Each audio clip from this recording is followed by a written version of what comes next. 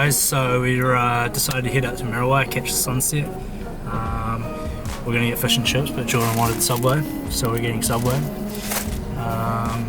Yeah, hopefully we can catch the sunset. It was pretty good last night, so fingers crossed it's good tonight.